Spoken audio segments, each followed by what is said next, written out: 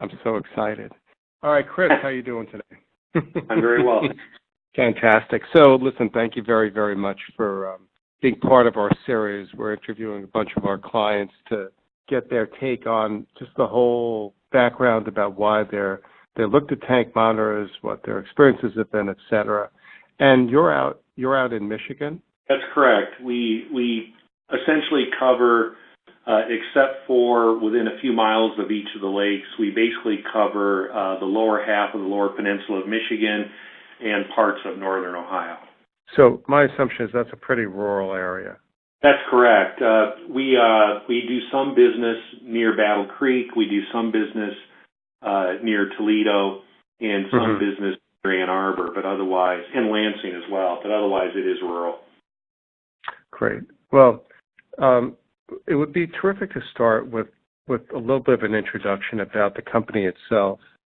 My understanding is that this is a family-owned business, and that, are you second generation, third generation? Third generation. My grandfather purchased a fuel oil and gasoline business that was started by his brother back in the 1930s. Wow. Actually at an old blacksmith shop. So he converted a blacksmith shop to retail gasoline because Model Ts were outnumbering horses. And my grandfather bought that from his brother in the 40s and expanded it to include a number of retail gas stations and a fuel oil distributorship. My parents started a similar business in the early 60s, and when my grandparents passed away, they merged those businesses together. They noticed that a lot of people were converting from fuel oil to propane, and so they added propane as a product in 1984. My brother and I, the current owners, eliminated all petroleums and distillates in 2005 to focus solely on propane. Right. And now, how many trucks are you guys running in at the peak of the season? We can run 4 bobtails at peak season and 2 service trucks. And when you, Chris, started to look at the whole question of tank monitors, have you been looking at this for a long time? Was this something you just recently started focusing on? What was your personal journey? Even though I've been an owner of the business since 1997, I actually had a separate career running divisions of large publicly traded companies. No kidding. And in 2014, I decided to step back, and I thought slow down, but it's turned out to be anything down. Yeah. To really take a time on the family-owned business. And when I showed up in 2014, what I saw wasn't a whole lot different than what I took over from my father at his death in 1997. We had mechanical meters on the trucks. We were still, for the most part, handwriting delivery tickets. We had no planning at all. We were using a DOS-based system. And my prior life in my career was running a couple of large online operations. And so the first thing I thought of is, we need to jump from mid-20th century to 21st century. Okay. So 4 years ago, we knew what we needed to do, and we started making the investments. And it culminated in some investments over time and really big investments this year. So we put in a whole new soup to nuts system, and the whole point of adding the monitors was to enhance the smart route planning that we're using so that not only are going from point A to point B in the most efficient way, but we're also dropping a lot of gas when we do stop. Right. And what was the smart routing system that you used again? We implemented Blue Cow's Ignite system with smart routing. Yep. And we, it was a close call between Blue Cow and another provider, and we ultimately went with Blue Cow because of the overall connectivity we were getting with everything, including Angus monitors. So we literally have a front-to-back system that begins on the customer-facing side with a web portal, and we hope our soon-to-be-released smartphone app and it goes all the way to the back end with the service trucks and drivers, with barcoding and computerized meter reads.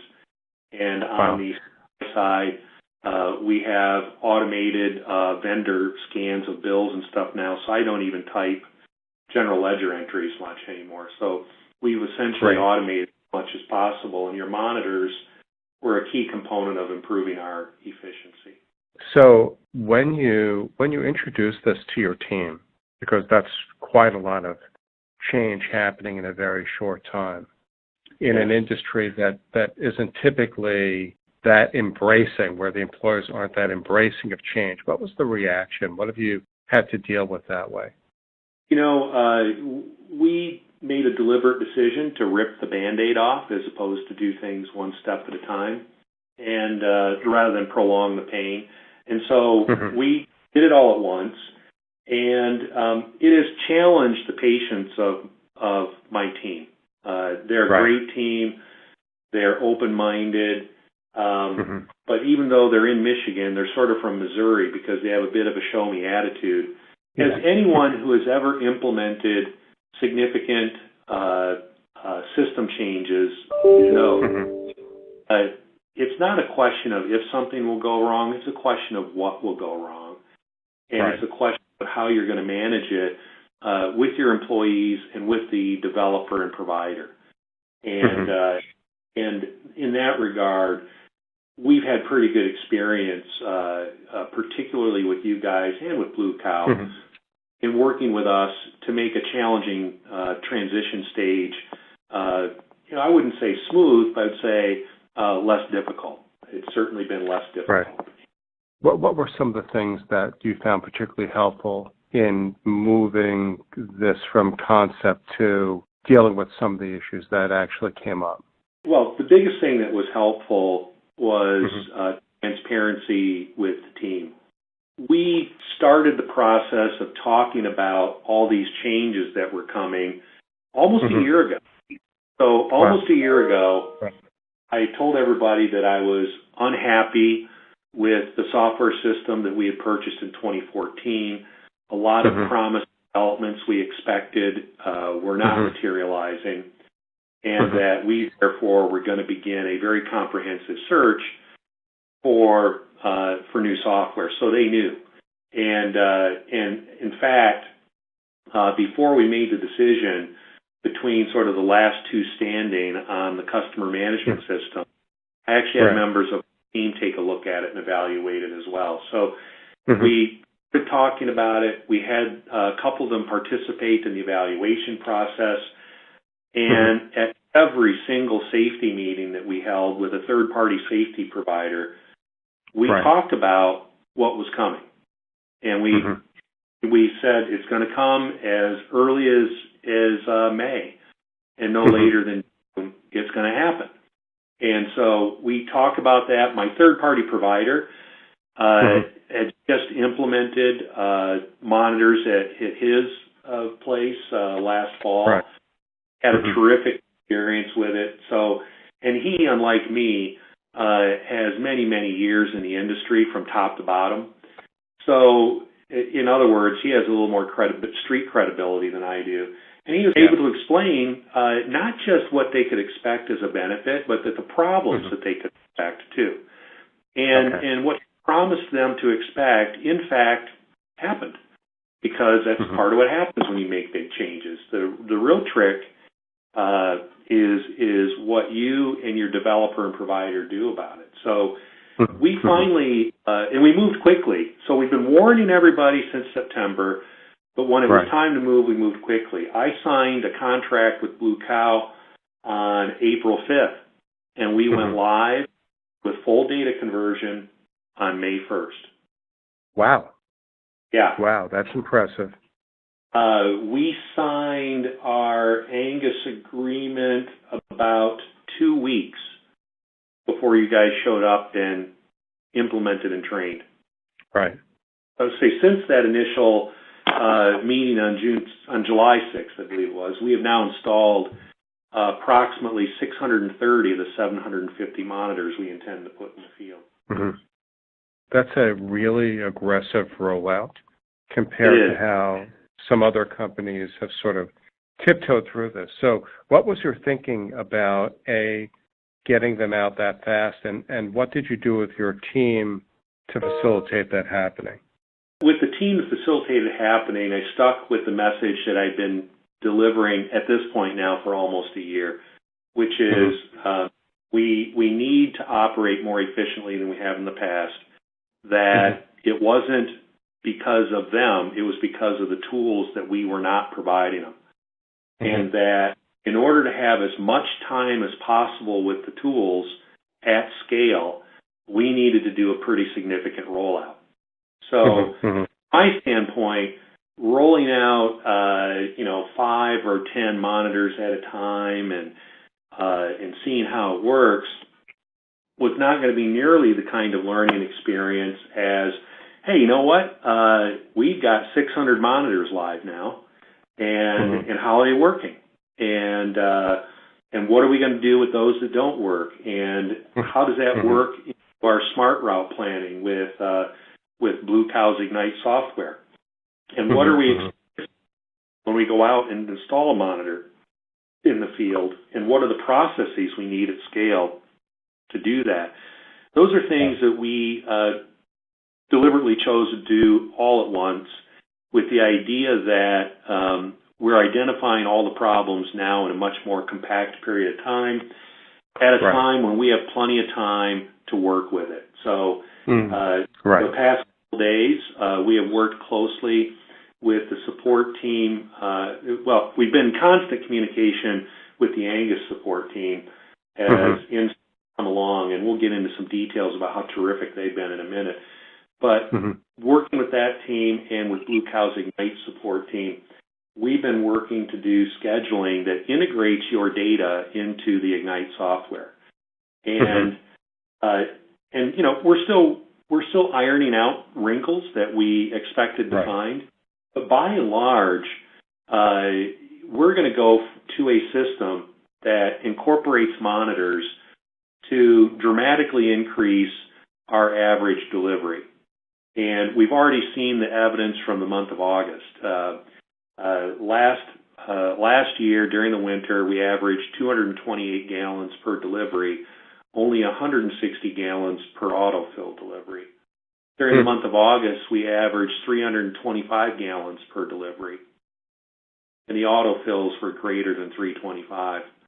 So translating that into the everyday life of somebody on my team who has to drag about 100 feet of hose over snow up to their knees, if not deeper, it means that they're stopping about half to two-thirds as much to deliver more gallons. That's less wear and tear on their body in the winter. It's going to be less wear and tear on the machinery and equipment, and it's going to deliver more gallons at lower cost, which makes the shareholders happy. So along those lines, do you have a target set for where you hope at the end of the day, when you have maximum penetration, what you hope your average delivery drops will be, and any other metric targets that you've set that you're hoping to reach? I'd like to get between 290 and 300, and that's not a firm number. I say I'd like to. And I say that because part of what we're going to be learning, actually beginning now and throughout the month of October, as it gradually gets older and we gradually build volumes, we're going to find out if we start to fall behind on deliveries by targeting ticket creation at 30% with a target delivery of 20%. So, we're going to keep a fairly close eye on the balance between outstanding tickets and the ability to get the tanks and deliver at a time when, if we make a mistake, with apologies, we'll have to conduct a gas check for the customer and get them going again. He's going to have a pipe September or October. So some companies, when they decide to invest in monitors, they try and prioritize which monitors, which customers will give the highest ROI. Other companies have taken the approach that I know that to create really significant change, I need to get these on as many units, as many tanks as possible. Where do you fall in that sort of thinking? We fall into the latter bucket. We are putting a monitor on every autofill customer. So if you're a customer of mine and you're on autofill, you're going to get a monitor. And are you charging them for that? No, we're not charging them. For the time being, it's a cost to absorb. One of our marketing, it's important to put that in the context of our overall marketing mantra. In 2014, when I got active, I asked everybody, okay, what makes us stand out from other people who offer this service? I want to know, what is it? Why do they pick up the phone and call us instead of somebody else? And the answer I got was, well, we have great service and great prices. And I pulled up my keyboard and I said, hang on a second. I want to figure out if that's a differentiated offering. I'm going to type crappy service at high prices and see who's marketing that. and your laugh is the perfect answer. Nobody does. And so ultimately, and this is what you see front and center on our website, we believe that there are three things we offer a customer, and monitors are an important part of this, along with software tools. And we think some competitors offer one, sometimes two of these things, but precious few, from our point of view, can offer all three. So we're transparent. You go to my website. Unlike most of our competitors, we publish our prices. There's a price history, in fact, so I can show you our price compared to the average retail price in Michigan going all the way back to 1992.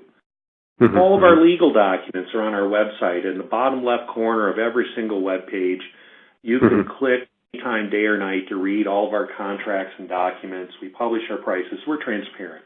We're reliable. We're third generation. And we've been around a long time, be 80 years next year. And in addition, in the great shortage of 2014, which I will add a lot of customers seem to have forgotten, we did not run the gas. And we honored our price commitments to our customers, even though one of our key wholesalers did not honor their obligations to us. We're reliable, we're transparent, and finally, we're value priced. There are companies out there, we all know who they are, who charge a lot. And whether it's worth it or not, I leave to the judgment of the customer. But at the end of the day, we're value priced, and that long history that's published on our website demonstrates that. So now coming back to charge for the monitor, the big thing we tell our customers is it's just gas plus tax.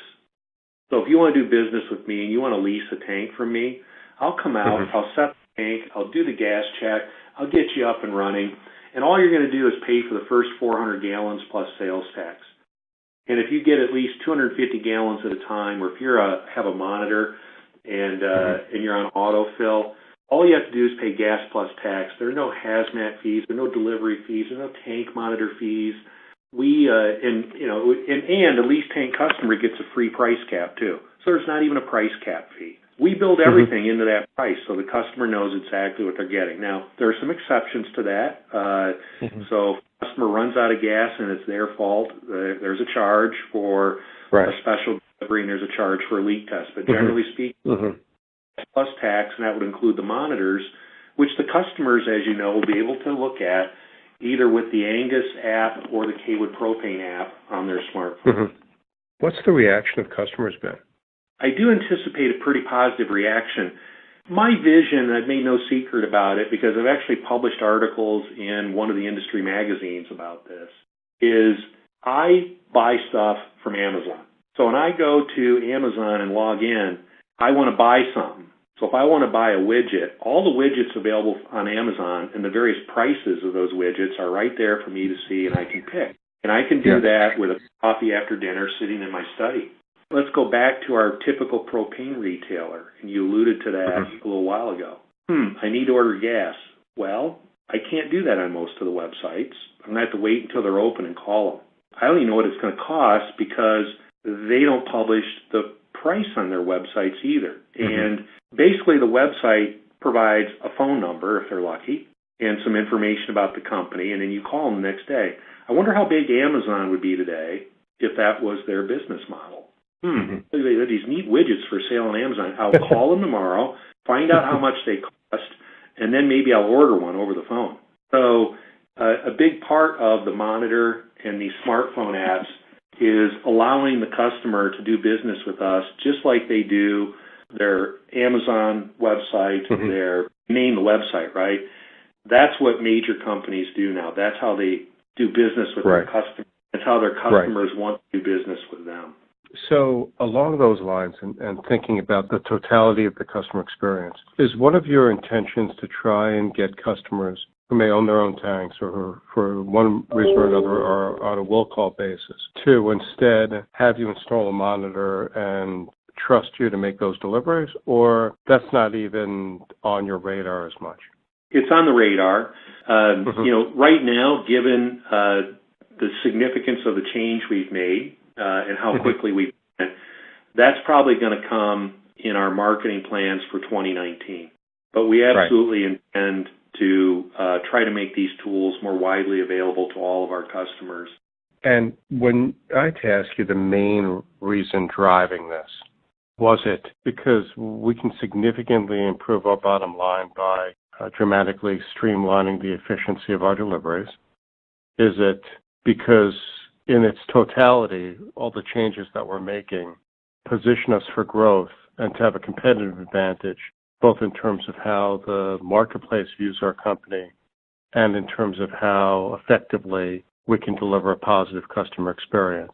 Or is there a third possibility that I haven't mentioned that's really driving the primary driver for you making this move? The answer to your questions is yes. The technology that we're implementing is, of course, intended to enhance the bottom line by streamlining our operations. We're in a very competitive market, and we have a lot of customers who have limited budgets and limited economic means. Of course, a lot of retailers would say, show me a customer that has unlimited means. We have customers who are particularly sensitive to cost. We have to streamline our operations to keep our prices in the kind of range of affordability that they expect and to still achieve an appropriate rate of return. So the bottom line in efficiencies is definitely something we want. To position us for growth and a positive customer experience, that is right at the heart of why we're doing this. So I can be pretty simplistic about things, so I gave the comparison of Amazon. But when you think about our industry and you think about average retailer, the average retailer cannot deliver the Internet of Things that and other competitors, other retailers of like mind can. And they do it, and what's interesting to me is, for many, it's a conscious decision. They don't want to have new tools. They don't want a smartphone app. They don't want a web portal. And they surely don't want to let the customers compare prices by looking online to see what they are.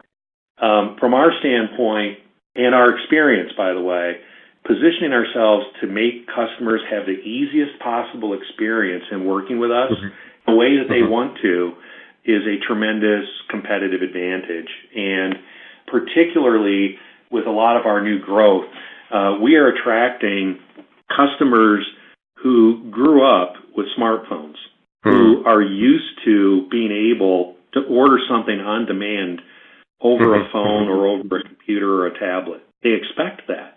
They expect to know what the deal is at the time they place the order. And some of them just outright don't want to talk to people.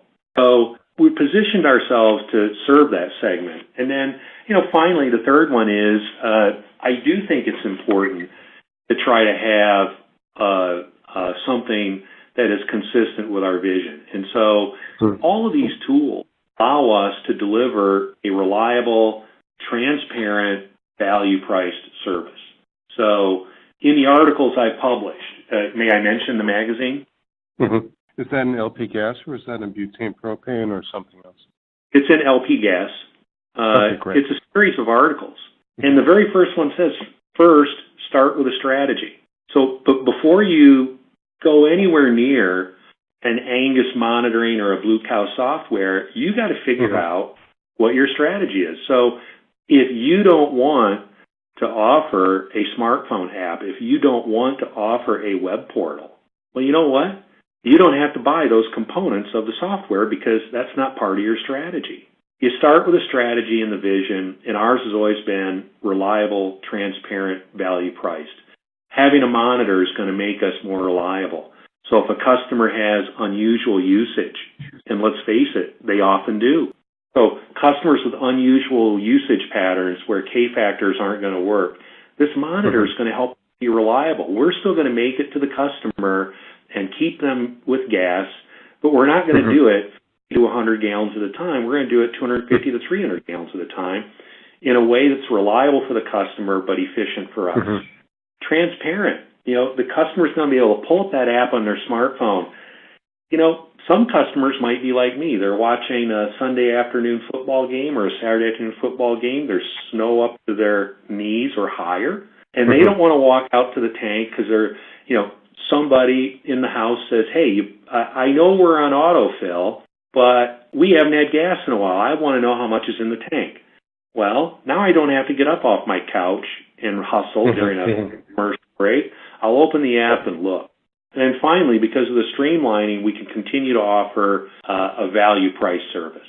By the way, I really appreciated that articulation of how to build a brand strategy that reinforces both your operational goals and having operational goals that reinforces your brand strategy. In the process of figuring out which monitor to use, because obviously there are lots of different choices, what was it that convinced you that the Gremlin was the best choice for you?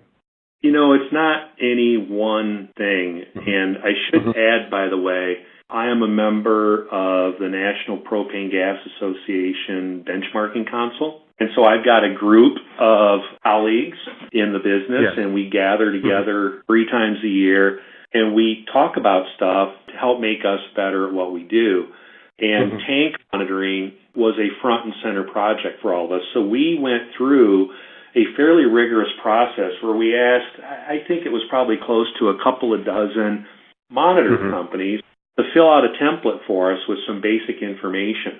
We went through and evaluated that information and ended up narrowing it down to a small group that we invited back to pursue our group live. And then we had additional conversation after that.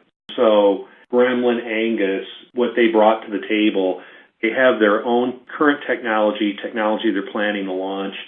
Plus they have a joint venture with a company called IOTA, the Internet of Things acronym. And so what they brought to the table was 2 things. They brought the best long-term technology options.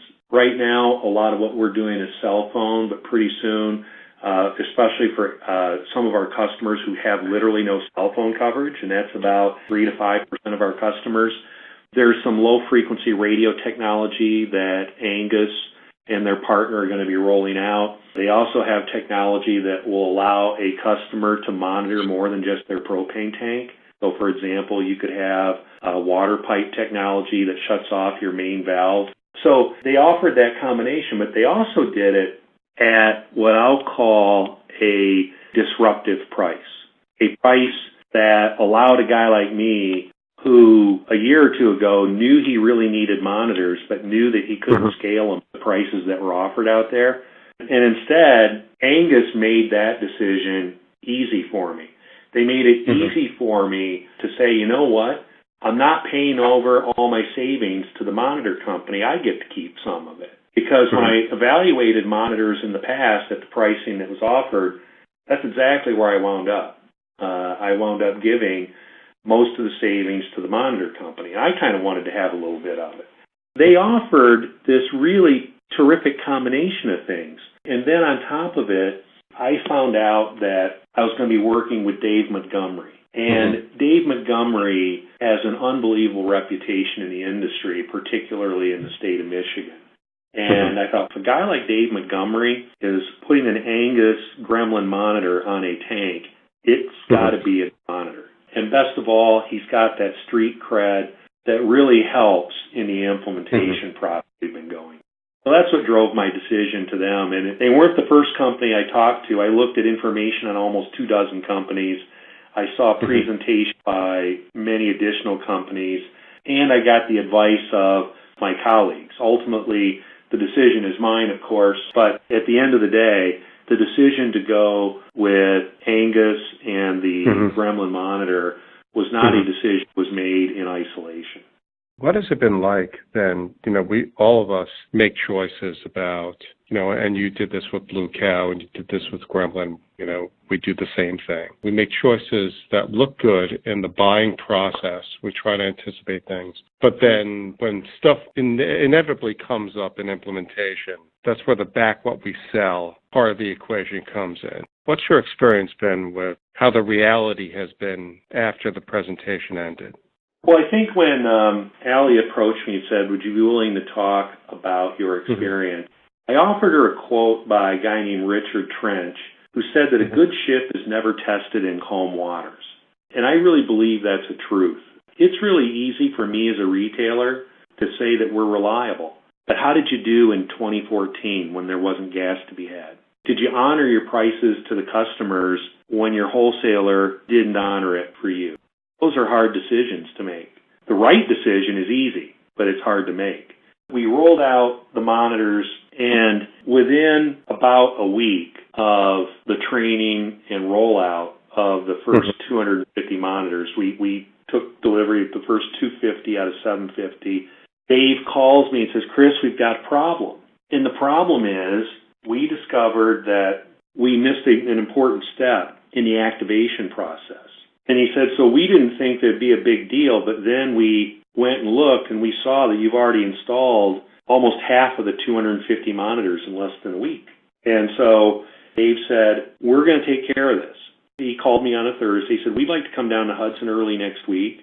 We would like to do it for you. We're sensitive to the fact that we'll be going onto your customer's property. But the punchline is, Angus took care of it. They said, hey, here's this goof, and we own it, and we're going to fix it, and we're going to make it right, and we're going to do it right away. So here we have a good ship, calm waters. Less than a week later, we hit our first storm, and look at what they did. And since then, every couple of weeks, they have conducted evaluation on the performance of the monitors in the field. And that's one of the reasons why I chose to get them out there as quickly as possible. We now have 2.5 months worth of data on some of the monitors, and by the time we get into winter, we're going to have a minimum of 2 months of data on every monitor out there. Does it read every time? Is it not reading at all? Do we have to put in another technology or pull back that monitor, put that tank on K-factor, and move the monitor somewhere else? We have the luxury of time to do it with a partner who is testing them every couple weeks and sharing that data with us. That's yet another reason why we rolled these things out as quickly as we could, so that we could get that kind of data to make sure that we would be confident that these monitors will function properly when the rubber hits the road this winter. Right. Starting to bring this interview to a close, is there anything that you would advise your colleagues who are looking into this, who are thinking about it for a while, they've sat on the sidelines or they've stuck their toe in the water, about how they could make this decision for themselves more clearly? Yeah, I think it begins with what I mentioned earlier. You really do need to understand what your strategy and goals are. And if you begin with that and you work it into the decisions you're going to make around the technology that's going to support it, it's going to make things clear. If, for example, you have a strategy of just trying to get gas from point A to point B at a lower cost than absolutely everybody else, you want to have adequate safety precautions in place, but you're not going to make your money by offering terrific service. So if your service tech is going out to perform a gas check between 8 and 10, we want our guy there at 7:55 a.m. with bells on.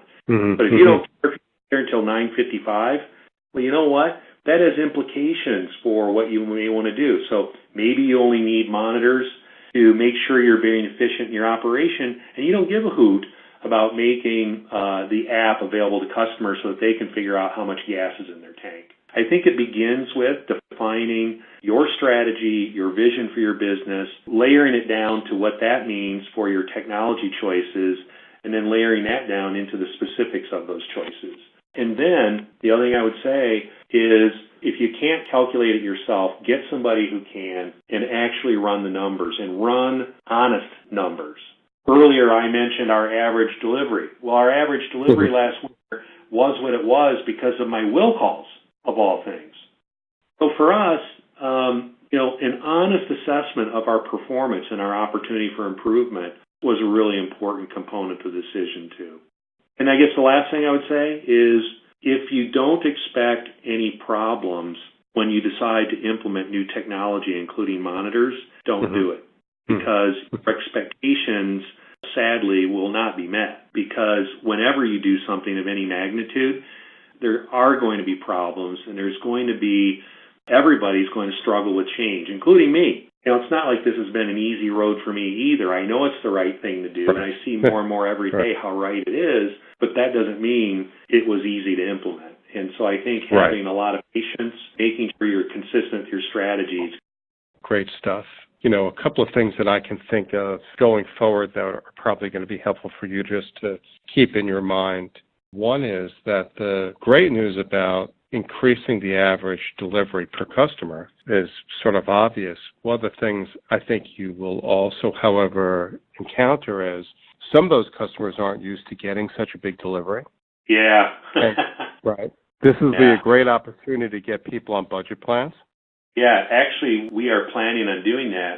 One of the really terrific tools offered in the Ignite software is the ability to build mass customization, and their budget software feature is terrific. So a process that was manual for us and took a full week last year took us about 30 minutes this year, counting the time it took to print the letter.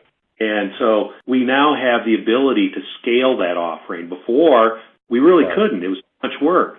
So you're right. Now, some of these customers are going to get bills that are 3-4 times bigger than what they were used to getting all at once. So we're planning on making budget planning a key part of an offering for all of our customers, but most especially the autofill customers. By the way, if you get them on budget and maybe auto pay, and they have monitored accounts, and they're able to engage with you over your website, it just creates an experience that keeps customers asleep and happy, which is really what customers care about from their propane supplier. It's something that doesn't matter until it matters a lot, and usually that's for bad reasons. And then, I did remember what I want to say, which was that it also, I think it's going to be really helpful to keep positioning this with your customers and reminding them about the vision and what they're getting. I know that we have some tools, some content on our portal that you can use and tweak to your own liking about how to position that with customers. So have you taken advantage of any of the collateral that we've created for you to communicate with customers about this? I have not, but now that I know it's there, I'm certainly going to go take a look at it. You mentioned budget with autopay. This year with the new software, we require autopay for any budget customer. And after this year, those budget customers will get electronic statements only. If they want snail mail statements, that is going to be a case we're going to actually charge the customer for it. We're trying to get people to migrate to the digital world. Even this year with our contract offerings, we did some of them over the phone, or sometimes customers would come in. But by and large, most of the customers set up an account on the portal and signed up themselves. Just 2 years ago, it was a phone call, then we would print off a contract, and we'd mail the contract, and maybe it'd come back within 10 days with the payment, or maybe not. And there was always the inevitable disagreement about who had a contract and who didn't when they didn't get gas in the winter. That all went away. Great. Shaking things up in Michigan. Yeah, hopefully in a good way, and we feel pretty good about it. One of the things we discover all the time with these things, there's more to these than meets the eye in terms of implementation, but there's also more opportunities. So you've touched on a number of them. So I can't wait to see the collateral you guys have that we can use to try to communicate with our customer more frequently. And, when a customer gets used to using your app and your website and gets the reliability of your service, you're stitching them in. You're making it sticky. Right. And you're making it hard for them to right. decide they want to go somewhere else. Well, it sounds to me like you're creating a company that will offer no good reason for anyone to look elsewhere. I am looking forward to monitoring the progress that you make with all this. One of my guys, Tom Janicki, is in Michigan. I've seen him at gatherings before, yes. Yeah, he's a good guy. He's a good guy to get to know another. The next step from here is we'll take this, we'll do some editing to get this into a little bit more bite-sized consumption. I'll send you that to review to make sure that any of the tweaks that we made, work fine for you. And then we'll share the story broadly with different people in the industry, because I think even beyond, it was great stuff, and thank you so much for the kind things that you said about Angus. But I think there's also some really great ways to think about building a company in this decade. So thank you very much for that. Sure, appreciate it. Thank you for the kind comments. Sure. All right. Take care, Chris. Okay? You bet. All You right, guys have a great afternoon. You too, Chris. Bye-bye. I also check your inbox. I resent you your login credentials to the Resource Center that Rich mentioned earlier. So take a look at that when you have a chance. And if you have any questions, just let me know. All right. Thanks again, Allie. Appreciate it. Yeah, no problem. Have a great day. Thanks so much. You too. Bye-bye.